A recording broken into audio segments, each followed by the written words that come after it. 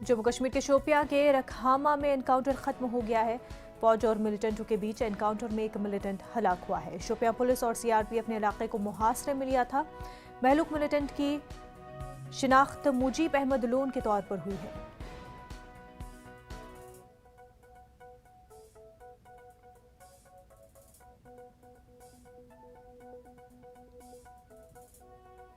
मध्य प्रदेश के भिंड में भयानक सड़क हादसा पेश आया है, जहां ग्वालियर से बरेली जा रही बस की डिंपर से जबरदस्त टक्कर हो गई है। इस हादसे में 7 लोगों के हलाक होने की खबर है, जबकि करीब 15 लोग इस हादसे में जख्मी हुए हैं।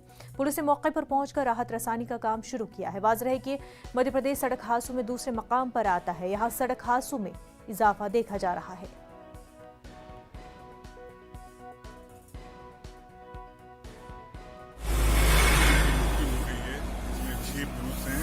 और एक महिला है। पुलिस और प्रशासन ने तत्काल रेस्क्यू ऑपरेशन किया। मैं और कलेक्टर तुरंत स्पॉट पर आ गए। उसके पहले टीआई जो है यहाँ से घायलों को हॉस्पिटल भेज चुके थे। लगभग 15 व्यक्ति घायल हुए हैं, जिनकी स्थिति ठीक है। 7 मृतकों में से 5 का नाम पता चल चुका है। ड्राइवर को अरेस्ट कर लिया गया है। आगे की कार्रवाई की जा रही है। मुंबई के साबिक पुलिस कमिश्नर परमबीर सिंह की तलाश में महाराष्ट्र हुकूमत जुटी हुई है। दरअसल उनके बैरून मुल्क चले जाने की मीडिया रिपोर्ट्स पर हुकूमत नींद से बेदार हुई है। रियासत के वज़ीर दाखिला दिलीप वलसे ने कहा है कि परमबीर की तलाश की जा रही है। लुकआउट नोटिस भी जारी किया गया है। दिलीप वलसे के मुताबिक अगर वो मुल्क छोड़कर गए हैं तो ये ठीक नहीं है। उधर बीजेपी ने इस मामले पर महाराष्ट्र हुकूमत पर निशाना साधा है। राम कदम का कहना है कि हुकूमत उन्हें छुपा रही है। ख्याल रहे कि परमबीर सिंह के खिलाफ जबरन वसूली के मामले में कई मामले दर्ज हैं। राज्य सरकार के नेताओं द्वारा यह दावा किया जा रहा है कि परमबीर सिंह देश छोड़ करके चले गए। विगत 2 वर्षों से कोई भी मामला हो, यह महाराष्ट्र की सरकार, उनके मंत्री, उनके नेता केंद्र की ओर उंगली दिखाती है। वे अपने जिम्मेदारी का दायित्व कब लेंगे? जब परमबीर सिंह ने खत लिखकर 100 करोड़ की उगाही देश के सामने लाई, उसी दिन से लड़ाई का आरंभ हुआ। जो मंत्री ये उगाही कर रहे थे, उनके आकाओं के नाम जांच एजेंसियों के सामने परमबीर सिंह न बताए। क्या उसी डर के कारण, उसी भय के कारण उन आकाओं ने परमबीर सिंह को छुपाया है? क्या सच है? कौन सी नौटंकी है महाराष्ट्र सरकार की? परमबीर सिंह को छुपाने का क्या वो वसूली करने वाले मंत्रियों के आकाओं ने प्रयास किया है? इन बातों का जवाब महाराष्ट्र सरकार को देना होगा। पंजाब के वज़ीर आला चरणजीत सिंह चन्नी आज दिल्ली आ रहे हैं। ज़राए के मुताबिक चन्नी 12 बजे चंडीगढ़ से रवाना होंगे। पंजाब में सियासी उथल पुथल जारी रहे। कांग्रेस के अंदर मुख्तलिफ सतह पर दाखिली खींचतान जारी है। चरणजीत सिंह चन्नी की जुमेरात को नवजोत सिंह सिद्धू से तवील मुलाकात भी हुई थी।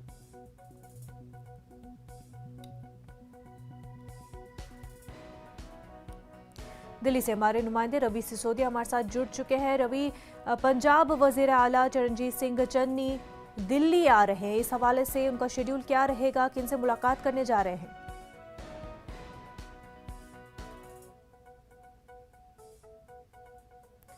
रवि, आप तक हमारी आवाज पहुंच पा रही है? पंजाब के मुख्यमंत्री हैं, वो दिल्ली पहुंचेंगे और करीब शाम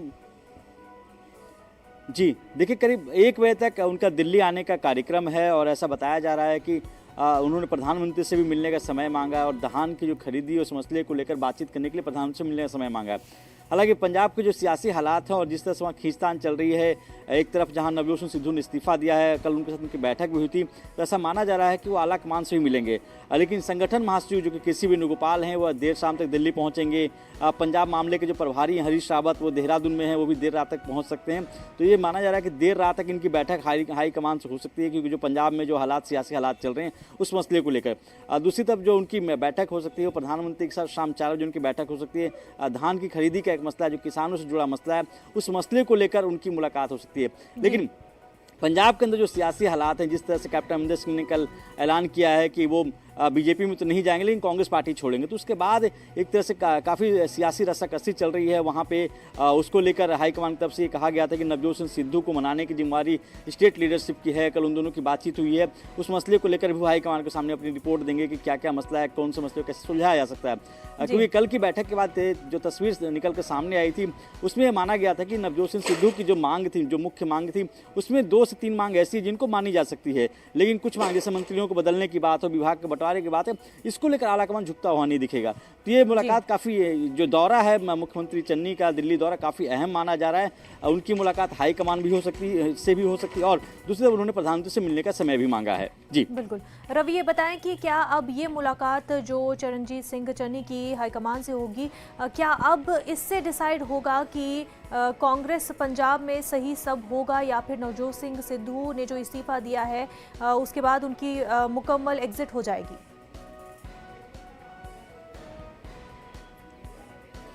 देखिए, जहाँ तक नवजोत सिंह सिद्धू का सवाल है, उस मसले को लेकर आला कमान ने पहले ही स्पष्ट कर दिया था कि वो झुकने वाली नहीं है और ना ही किसी भी तरह से नवजोत सिंह सिद्धू से बातचीत होगी।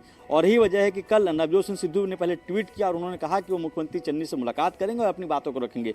उनकी बैठक के बाद एक ट्वीट किया गया था जिसमें बताया गया था कि कई ऐसे मसले हैं जिनको सुलझा लिया गया है। जहाँ तक अधिकारियों को लेकर मसला था कि अधिकारियों के ट्रांसफ़र हों या फिर अधिकारियों की पोस्टिंग को लेकर जो बातचीत चल रही थी, जिन अधिकारियों की नियुक्तियों को लेकर, उस पर ऐसा बताया जा रहा है कि उसके लिए एक पैनल बना दिया गया। उस पैनल के जरिए ही अधिकारियों को लेकर फैसला लिया जाएगा कि उनकी नियुक्ति कैसे होगी। उनकी जो दूसरी मांग थी मंत्रियों को लेकर कि मंत्रियों को हटाया जाए, मंत्री को हटाया, उसका उनके विभाग को लेकर था। तो उसको लेकर स्पष्ट कर दिया गया कि ना ही कोई मंत्री हटेंगे, ना ही किसी मंत्री के विभाग बदले जाएंगे। उनकी जो भी मांगे हैं उन मांगों को लेकर कमेटी का गठन जरूर कर दिया गया। मुख्यमंत्री चन्नी दिल्ली पहुंचेंगे, हाईकमान के सामने अपनी बात को रखेंगे और उसके बाद हाईकमान जैसा निर्देश देगा उसके बाद ही आगे की रणनीति इनकी तय हो पाएगी। जी बिल्कुल। रवि सिसोदिया, बेहद शुक्रिया आपका तमाम तफसीलात के लिए।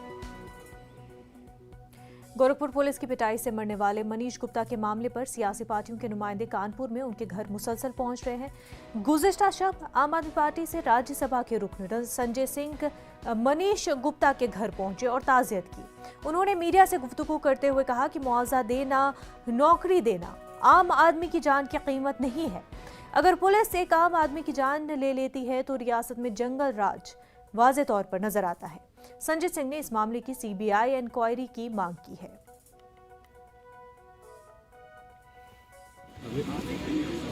6 जो अभियुक्त बनाए गए हैं मनीष गुप्ता जी की हत्या के मामले में, उसमें से संभवतः 3 लोगों की गिरफ्तारी हुई है। परिवार को नौकरी देने का वादा किया गया है, लेकिन सवाल सबसे बड़ा ये है कि जो व्यक्ति निर्दोष, जिसकी कोई गलती नहीं, कोई अपराध नहीं, कोई गुनाह नहीं, उसकी इस प्रकार से पुलिसिया वर्दी पहन के निर्मम हत्या कर दी जाए, मैं समझता हूँ इससे बड़ा जंगल राज कुछ नहीं हो सकता। ये एक सीधा सा जंगल राज का उदाहरण है और मैं यहाँ पहले भी आ चुका हूँ जब संजीत यादव का मामला हुआ था। तो ये ऐसी घटना है जिससे पूरा देश उनकी पत्नी का वीडियो देख के, रोते बिलखते हुए देख के पीड़ित है, दुखी है। और आज कोई भी व्यापारी अपने आप को सुरक्षित नहीं महसूस करता, कोई आम आदमी अपने आप को सुरक्षित महसूस नहीं करता। किसी जनपद से दूसरे जनपद में कोई व्यापार करने जाए और उसके साथ पुलिसिया गुंडागर्दी हो जाए, उसके साथ हत्या हो जाए, उसके साथ मारपीट हो जाए, उसको जख्मी कर दिया जाए, ये तो कल्पना से परे है। वहीं गोरखपुर में पुलिस की बर्बरियत का मामला अभी खत्म नहीं हुआ था कि एक और कत्ल का मामला सामने आया। गोरखपुर के मॉडल शॉप की कैंटीन में कई गुंडों ने पैसे की लेन देन के तनाज़े में कैंटीन मुलाजिम मनीष प्रजापति को जमकर पीटा। बाद में इलाज के दौरान उसकी मौत वाक़ हो गई। सीसीटीवी में पूरी वारदात कैद हो गई है। नशे में धुत गुंडों ने DAV डिग्री कॉलेज के साबिक तालिब इल्म का नाम लेकर मनीष प्रजापति की लाठी डंडों से पिटाई कर दी। वारदात के बाद तमाम मुजरिमीन मौके से फरार हो गए। पूरा मामला उसी रामगढ़ ताल थाने इलाके का है जहां पर कानपुर के ताजर मनीष गुप्ता की पिटाई के बाद मौत हो गई थी। फिलहाल पुलिस ने मुलजिमीन की तलाश शुरू कर दी है। पैसे के लेन देन के लेके एक व्यक्ति को कुछ लोगों ने मिलकर मारा पीटा है। सूचना पर तत्काल वहाँ पुलिस पहुँची और उस व्यक्ति को तत्काल मेडिकल कॉलेज लेके जाया गया, जहाँ इलाज के दौरान उसकी मृत्यु हुई। जो भी व्यक्ति वहाँ से भागे थे उनकी तलाश की जा रही है। अलग अलग टीमें बनाई गई हैं और CCTV फुटेज खंगाले जा रहे हैं। SWAT और सर्वेलेंस की टीम लगाई गई है और फोरेंसिक वाली टीम घटनास्थल पर आकर साइंटिफिक एविडेंस कलेक्ट कर ली। जल्द ही इस घटना को कायद करने वालों को पकड़ा जाएगा और उन पर वैधानिक कार्रवाई की जाएगी। मुल्क में कोरोना के 26,727 नए मामलों की तस्दीक हुई है। वजारत सेहत की जानिब से जारी करदा आदाद-ओ-शुमार के मुताबिक पिछले 24 घंटों में 277 अमवात हुई हैं, जबकि एक दिन में 28,000 से ज्यादा अफराद सेहतियाब भी हुए हैं। मुल्क में इस वक्त कोरोना के 2,75,224 एक्टिव मामले हैं। वहीं कोरोना के खिलाफ लड़ाई में टीकाकारी मुहिम तेजी से जारी है। मुल्क में अब तक 89 करोड़ से ज्यादा लोगों को वैक्सीन लग चुकी है।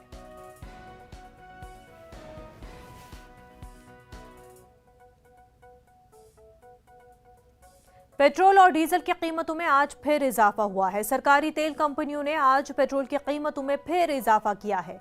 इसके साथ डीजल की कीमतों में भी मुसलसल इजाफा हो रहा है। पेट्रोल फी लीटर तकरीबन 25 पैसे, वहीं डीजल फी लीटर 30 पैसे महंगा हो गया है। दिल्ली में आज पेट्रोल फी लीटर तकरीबन 102 रुपये हो गया है, वहीं डीजल की कीमत 90 रुपये 17 पैसे है, जबकि मुंबई में 107 रुपये फी लीटर पेट्रोल फरोख्त हो रहा है। पेट्रोलियम कंपनी ने कमर्शियल LPG सिलेंडरों की कीमत में इजाफा किया है। 43 रुपए के इजाफे के साथ अब कमर्शियल सिलेंडर 1736 रुपए का हो गया है।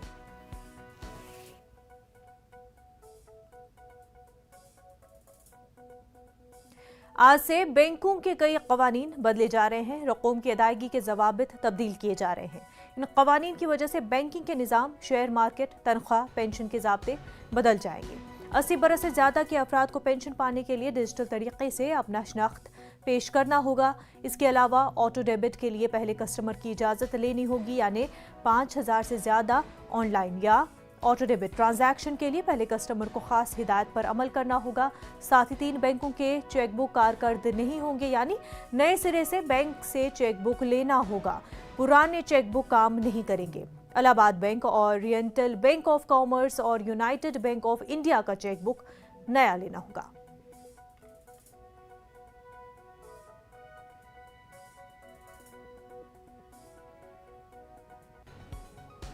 गौरी हेल्थ हार्ट प्रोजेक्ट की जानिब से श्रीनगर में सालाना रिपोर्ट जारी की गई और दिल की बीमारी से मुतल्लिक तफसीलात फराहम की गई। इस प्रोग्राम में सरकारी अफसरान और सिविल सोसाइटी के नुमाइंदों की बड़ी तादाद मौजूद थी। नामवर कार्डियोलॉजिस्ट डॉक्टर यूकॉल ने गुज़िश्ता 1 साल में तंजीम की जानिब से किए गए कामों के बारे में तफसीलात बताते हुए कहा कि तंजीम ने जम्मू कश्मीर के दिही इलाकों में दिल की सेहत के बारे में आगाही का एहतमाम किया है।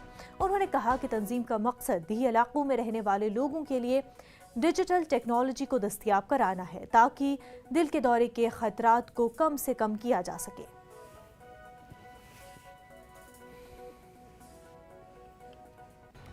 ये है कि जो हमारी कम्युनिटी में हार्ट अटैक्स होते जा रहे हैं उनके ऊपर किसी तरह से काबू लाना है।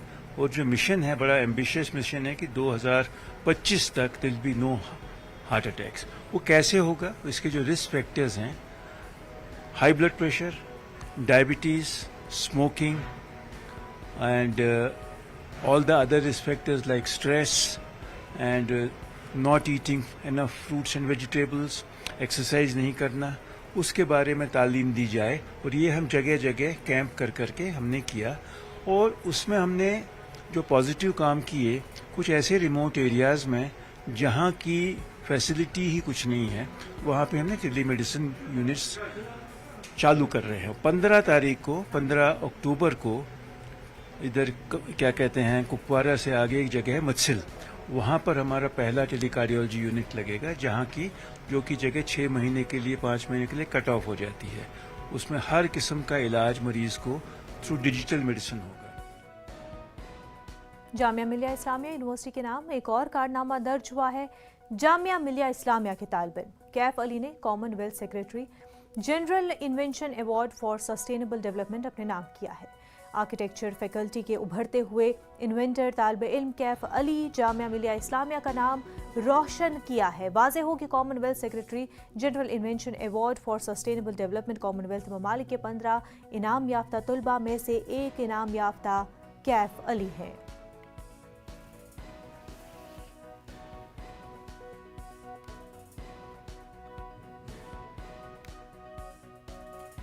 दिल्ली से इस वक्त की बड़ी खबर आपको बता दें, दिल्ली हुकूमत को राहत मिली। हाई कोर्ट ने घर घर राशन पहुंचाने की इजाजत दी है। राशन दुकानों में गल्ले की कमी न हो, इस बात का ख्याल रखे, कोर्ट का कहना है।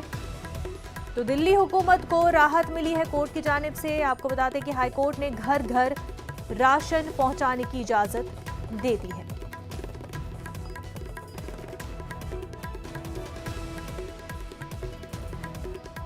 दिल्ली हुकूमत घर घर राशन पहुंचाना चाहती है। इस हवाले से दिल्ली हुकूमत को कोर्ट की जानिब से राहत भी मिल गई है। अरविंद केजरीवाल की ये कोशिश कि घर घर राशन पहुंचाया जाए, उस हवाले पर अब पहल शुरू हो जाएगी, क्योंकि दिल्ली हाई कोर्ट ने घर घर राशन पहुंचाने की इजाज़त दे दी है। सुशील हमारे साथ जुड़ चुके हैं। सुशील, इजाज़त मिल गई है दिल्ली हुकूमत को घर घर राशन पहुंचाने की?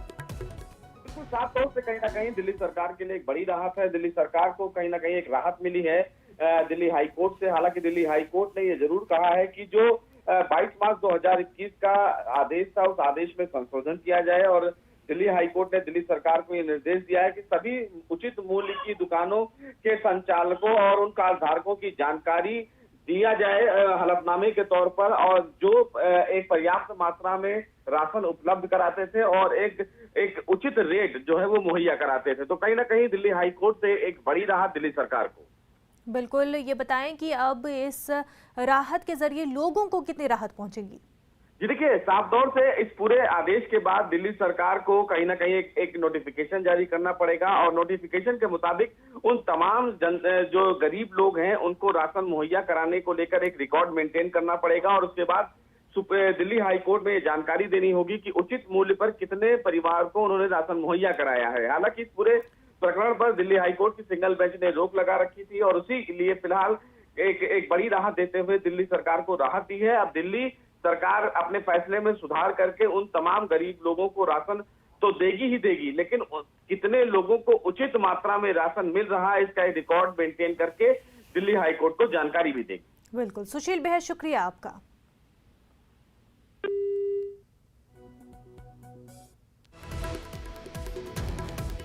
तो दिल्ली से ये बड़ी खबर, दिल्ली हुकूमत को राहत मिल गई है। हाईकोर्ट की इजाजत कि घर घर राशन पहुंचाया जाए।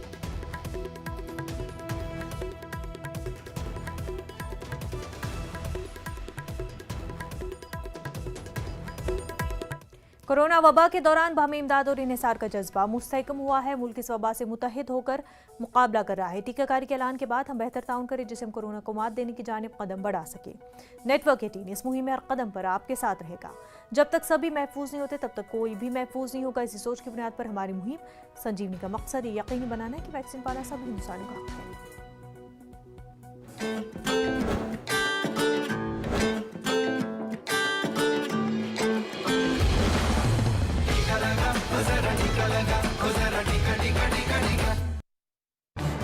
इस न्यूज हेडलाइंस के प्रायोजक पेट सफा आयुर्वेदिक चूर्ण, पेट सफा हर रोग दफा।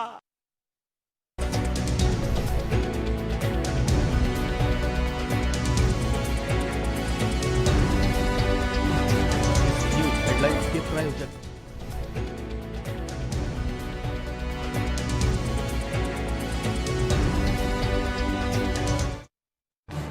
इस न्यूज हेडलाइंस के प्रायोजक पेट सफा आयुर्वेदिक चूर्ण, पेट सफा हर रोग दफा।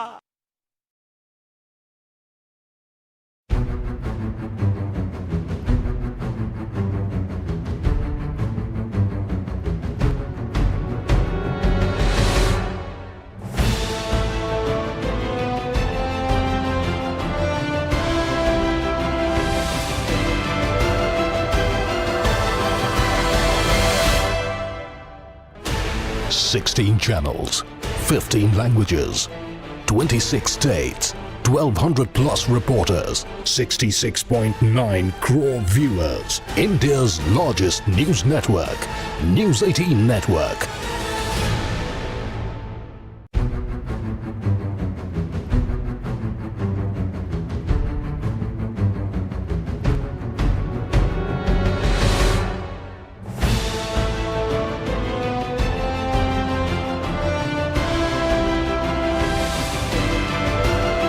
इस न्यूज हेडलाइंस के प्रायोजक पेट सफा आयुर्वेदिक चूर्ण, पेट सफा हर रोग दफा।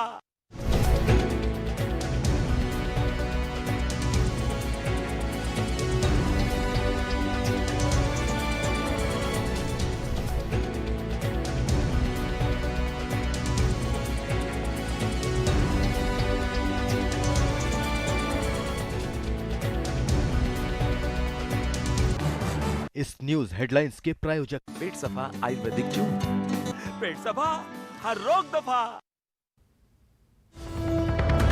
इस वक्त एक और बड़ी खबर आपको बता दें, सुप्रीम कोर्ट ने एहतजाजी किसानों की सरजनिश की है। कौमी शाहराहों को एहतजाजियों ने ब्लॉक कर दिया है, जिससे लोगों को परेशानी हो रही है। एहतजाज के सबब ट्रैफिक भी मुतासिर हो रहा है। तो आपको बता दें कि सुप्रीम कोर्ट ने एहतजाजी किसानों की सरजनिश की है। कौमी शाहराहों को एहतजाजियों ने ब्लॉक कर दिया है, जिसकी वजह से लोगों को काफी दिक्कतों का सामना है। हमारे नुमाइंदे खुरम इस वक्त हमारे साथ जुड़ चुके हैं। खुरम, काफी अरसे से किसान एहतजाज पर डटे हुए हैं, लेकिन इस हवाले से सुप्रीम कोर्ट ने सरजनिश की है एहतजाजियों की।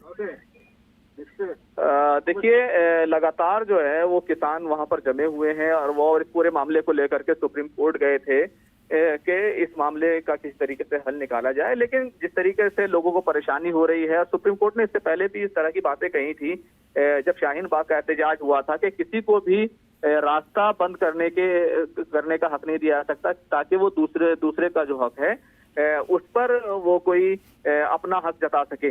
तो कोई भी सुपरसीड नहीं कर सकता किसी दूसरे का राइट। तो इस पूरे मामले को लेकर के इस वजह से सुप्रीम कोर्ट ने किसानों की सरजनिश की है। और जिस तरीके से ये पूरा मामला चला आ रहा है उसमें अब तक गतिरोध बना हुआ है और अभी तक जो किसानों और हुकूमत के बीच जो अब तक की जो मुफाहमत की कोशिशें हैं वो सब के सब नाकाम हुई हैं। मुनज़्ज़ा बिल्कुल, और जहां पर लोगों को शाहराहों के बंद होने से दिक्कतों का सामना है, वहीं लेकिन किसान भी डटे हुए हैं, वो अपने मुतालबात को लेकर पीछे नहीं हट रहे हैं। लेकिन एक तरफ हम ये भी देख रहे हैं कि जो फार्मर्स लॉ है उस हवाले से पहले अमरिंदर सिंह भी मुलाकात की थी अमित शाह से, वहीं अब ये भी माना जा रहा है कि पंजाब सीएम भी मुलाकात करेंगे। इस हवाले से क्या कोई सोल्यूशन मिल सकता है? देखिए, ये सियासत है और जिस तरीके से पंजाब में जो कुछ हो रहा है उसको बहुत करीब खड़ा है। लेकिन जिस तरीके से इसमें अमरिंदर सिंह के बीच में आए हैं उससे साफ है कि पंजाब में किसानों को लेकर के जो माहौल है उसमें अमरिंदर सिंह अगर वो किसानों का मसला हल कराते हैं तो कहीं ना कहीं भारतीय जनता पार्टी के लिए वो काफी बेहतर हो सकता है और उसी से बेहतर एक शुरुआत हो सकती है। क्योंकि अमरिंदर सिंह खासतौर से पंजाब की सरकार है, उसने इस पूरे एहतजाज को कहीं ना कहीं बैक किया और तमाम किसान जो है वो इन फार्मर्स लॉज के खिलाफ खड़े हो गए। अब अगर इस मसले को हल किया जाता है तो अमरिंदर सिंह एक बड़ा चेहरा होंगे। हालांकि काफी अरसे से जो है किसान डटे हुए हैं और वहीं राकेश टिकैत का भी बयान आया था कि कोई भी मुलाकात कर ले, बस हल निकल आना चाहिए। वहीं सुप्रीम कोर्ट भी जो है अब इस मामले को लेकर के सरजनिश किए हैं। हालांकि ट्रैफिक और जिस तरह से लोगों को दिक्कतें हुई हैं उस हवाले से ये सरजनिश हुई है। खुरम, आप हमारे साथ बने रहे। नाज़रीन को एक और खबर बता दें, दिल्ली में अकीदतमंदों और ज़ायरीन के लिए मजहबी मकामात खोले जा रहे हैं। वजारत सेहत की जानिब से जारी करदा ज़ाब्ते के मुताबिक दिल्ली के मजहबी मकामात पर ज़ायरीन और अकीदतमंदों ने को आने की इजाज़त होगी, लेकिन इसके लिए कोरोना के सभी ज़ाब्तों पर अमल करना होगा। बदजंगों के लिए 50% ज़ायरीन के साथ मजहबी मकामात खुलेंगे और 200 से ज़ायद लोगों को ही आने की इजाज़त होगी। खुली जगहों पर मजिस्ट्रेट और डीसी कोरोना ज़ाब्तों के तहत इजाज़त देंगे।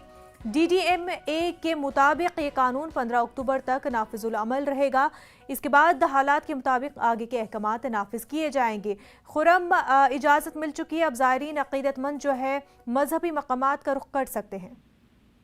देखिए, इससे पहले जो DDMA की गाइडलाइन थी उसमें लगातार ये शर्त लगाई गई थी कि ज़ायरीन वो मजहबी मकामात पर, चाहे मंदिर हो, मस्जिद हो, गुरुद्वारे हो या चर्च हो, वहां पर ज़ायरीन नहीं जाएंगे। ये मकामात खुलेंगे लेकिन वहां के जो अंदर के जो लोग हैं वो उसमें इबादत कर सकते हैं, वहां पर जा सकते हैं जी। लेकिन अब दिल्ली में जिस तरीके से केसेस कम हुए हैं और लगातार एक महीने से ज्यादा जो है 100 से कम केसेस आते रहे हैं, तो इन तमाम चीजों को देखते हुए दिल्ली में इस तरह की ये एक तरीके से रियायत दी गई है हालांकि अभी जो छठ पूजा होने वाली है उसको लेकर के ये पाबंदी जरूर आयद की गई है कि बाहरी जगहों पर आप छठ पूजा नहीं मनाएंगे, लेकिन मजहबी मकामात हैं, जो तकरीबात हैं जो अंदर होंगी, उनमें 50% जो कैपेसिटी है उसको वो रखी जा सकती है और साथ ही साथ इसमें 200 लोगों की कैद है। लेकिन अगर आप खुली जगह में कर रहे हैं तो जो डिस्ट्रिक्ट मजिस्ट्रेट है या फिर डीसीपी है वो उस चीज का तयन करेंगे और उसमें कोरोना अप्रोप्रिएट बिहेवियर जो है अहम है। कोरोना अप्रोप्रिएट बिहेवियर को फॉलो करना काफी जरूरी रहेगा। खुर्रम, बेहद शुक्रिया तमाम तर तफसीलात के लिए। नाज़रीन, एक और बड़ी खबर इस वक्त की आपको बता दें, एयर इंडिया को नया मालिक मिल गया। टाटा ने एयर इंडिया की बोली जीत ली है। एयर इंडिया को नया मालिक मिल चुका है। आपको बता दें, एयर इंडिया की बोली टाटा ने जीत ली है।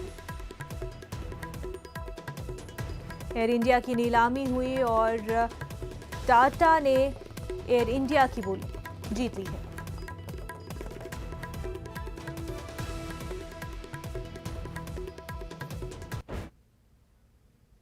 खबरनामे में फिलहाल इतना ही। हमें दीजिए इजाजत। आदाब।